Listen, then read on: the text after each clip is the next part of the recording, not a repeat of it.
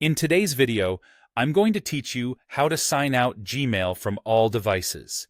If you're worried that your Google account might still be signed in on a phone, tablet, laptop, or a browser you don't use anymore, this walkthrough will help you quickly revoke access everywhere and secure your account. We'll start with the most reliable method, which works even if you don't have the device in your hands. Open a web browser and go to myaccount.google.com. If you're asked to sign in, use your Gmail account. On the left side, select Security. Scroll until you see the section labeled Your Devices, then choose Manage Devices.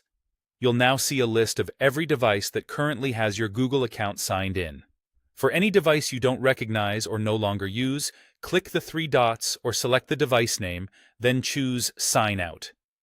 This instantly ends that device's access to Gmail and other Google services like Drive, Photos, and YouTube. There isn't a single button to sign out everywhere at once, so repeat that action for each device you want removed.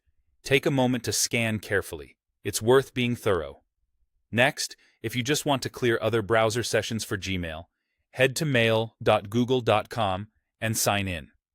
Scroll to the bottom right corner of your inbox and click Details next to Last Account Activity. A small window will open showing recent sessions. Click Sign out of all other web sessions. This immediately logs out Gmail in other browsers and computers, which is especially handy after using a shared or public machine. Finally, if you're on a computer and signed into multiple Google accounts in the same browser, click your profile picture in the top right corner of Gmail and choose Sign out of all accounts. This logs you out of every Google account in that browser session, so be ready to sign back into the ones you still need. After you sign out, those devices and sessions will require your password the next time someone tries to open Gmail or any other Google service. Nothing is deleted. Your emails and files remain safe in your account. You've simply removed access from the places you no longer trust.